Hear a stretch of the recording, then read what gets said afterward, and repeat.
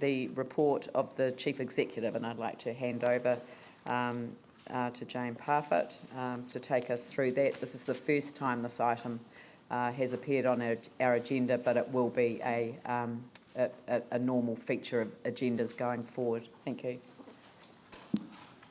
Thank you.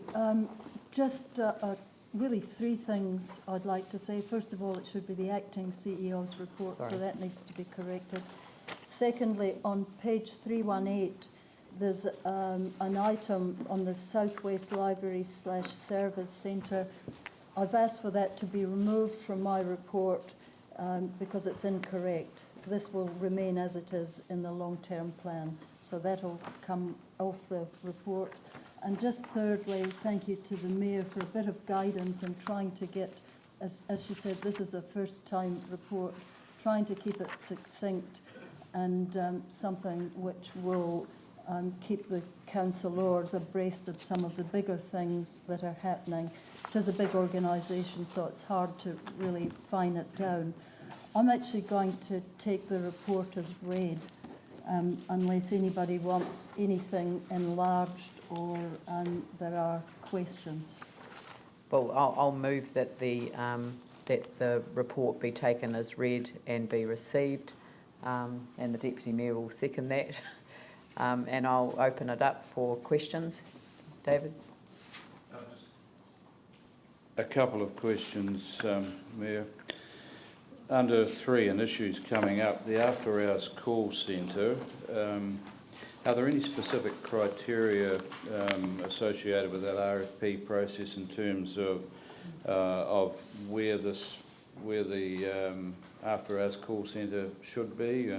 We've had some minor criticism, I suppose, of the after-hours call centre being in Palmerston North and there being a sort of a disjuncture between Christchurch and the people answering the calls actually having a knowledge of what's going on. So are we considering an after-hours call centre closer or Christchurch-based or Canterbury-based, or is that part of the...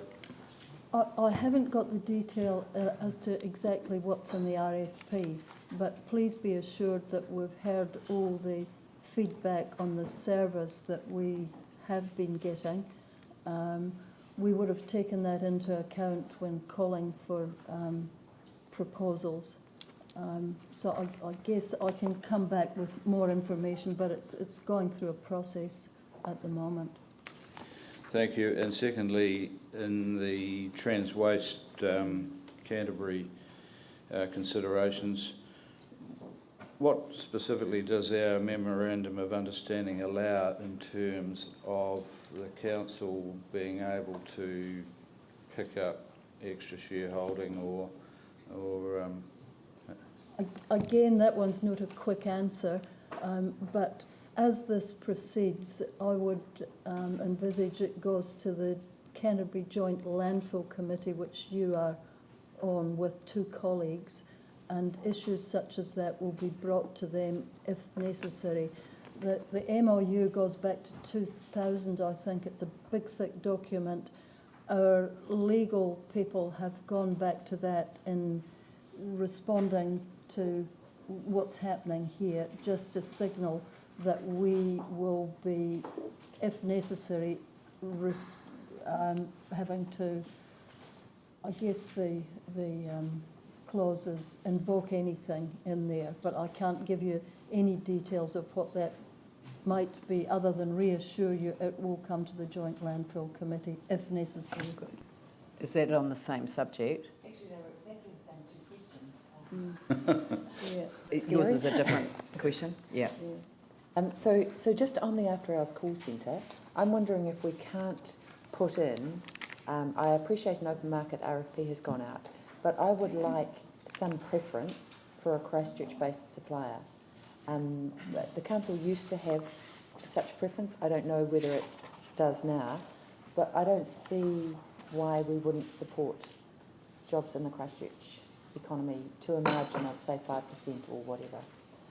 So I'm wondering if we can perhaps have a paper on that before we accept any of these tenders.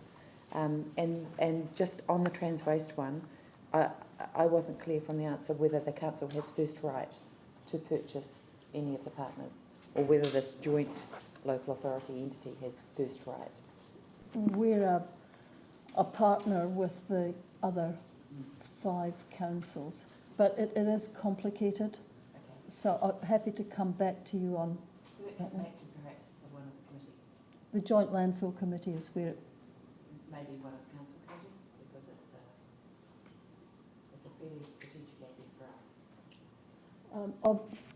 but let me think about that and just back on your first question about can we put something in the tenders.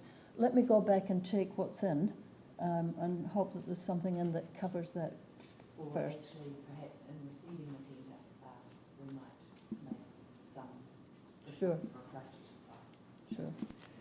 Glenn Livingston?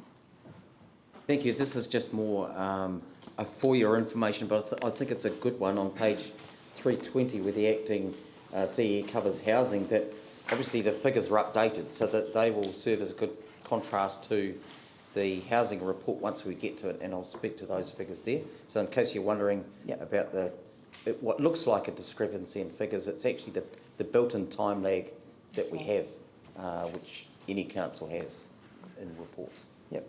Yanni? I have several questions. Just the after-hours call centre, last time a decision was made on that, it never came to council for any input or decision. Is it envisaged that the RFP will come back to the elected members for a decision, or is that something that staff have delegation on? Staff currently have delegation on that one.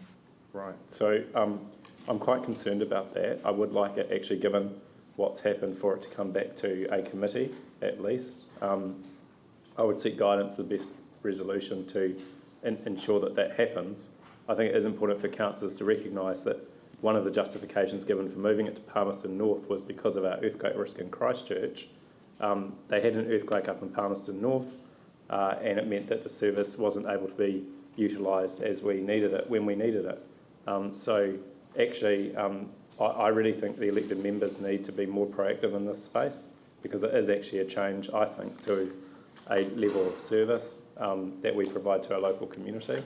And I know that many councillors will have had experiences, but if you look at our levels of service, they're also not meeting our current levels of service through at Palmerston North Centre. So, Well, this is a very new process. This is the first report. No, I think it's great, and I welcome I this think report. that the idea was that it was an opportunity for issues to be flagged ahead of them becoming issues, and also to provide a mechanism for the council to monitor the council's performance through the reporting of the chief executive, and I think it's a very good model. No, absolutely. So, but let us take that one on board. I don't really want to take an amendment that requires further reporting to come on that. We are going to have a report every 2 weeks from the chief executive, and I think we can respond to these questions in the next report. well, except if the service finishes on the 1st of March, we don't have much time between appointing a contractor, a new contractor. So I presume decisions on this one will be being made any day. Yeah, the point that I'm making is that this is a process that was already underway under an existing delegation. So the acting chief executive will be reporting to us in 2 weeks' time, and that is inside the time frame. Well, maybe do we know when a decision on the final location of the after-hours call centre is going to be made? Or can we get that information circulated? I'll come back with a specific time frame. The second question is the Port Hills. Do we have any idea about, out of the 57.9 million that's been put aside for property acquisition or mitigation, do we have any idea about how much we've actually currently spent? And if so, how much? And are we going to get any briefing on the demolition process, which actually has a huge impact on some of these areas where you might do mitigation? Because I've just read what we've seen in the paper, but we haven't been briefed. Okay. First question, I can come back with an answer and circulate it to all councillors. I haven't got it at my fingertips. Second question, that's a matter for Sarah, and it sounds like you would like a briefing on that. Well, I think council would be involved in the demolition in the Port Hills, given that we're 50% funding some of these purchases, and also some of it is adjacent or probably on or close by to our land, which will need to be accessed for drones and helicopters and whatever else they're doing. So, I do think it's pretty urgent that we get a briefing on this. Sure. Yeah. Pauline? Just on the land drainage and flooding and the flood response plan for Dudley Creek. Now, I appreciate the council's continuing investigation. I'd really like to, if we, any way we can, expedite this, because we don't want to get into winter. It says the middle of 2014. Is it possible to request a memorandum of progress on that for council steps? What we're doing. We had time to read it this morning. Yeah, more information on this, in other words. Yeah. Thank you. Yep, we can include that. I think it would be worthwhile at some point to have a workshop on this, because the council staff, I think, of their own initiative, developed a communication that went out before Christmas in conjunction with Sarah and EQC, which is a model that we are really encouraging, is to have joined up single point of communication with people, so they're not getting different messages from different groups. So I've been incredibly impressed with what they've been doing. Again, the whole communication strategy started last year, going out and telling people how it is, and it's been a really good model that we need to encourage. But I agree that there needs to be, councillors obviously need to be up to play with that, because it won't just ultimately be Dudley Creek. There'll be other parts of Christchurch that are similarly affected. So yes, we can arrange that. Yep. Anyone else that wants to raise any issues? All right, that's a very good start. I'd like to, I'll put the recommendation. All those in favour say aye. Aye. Those opposed say no. Carried. And congratulations to you, Jane, for a good start. Then we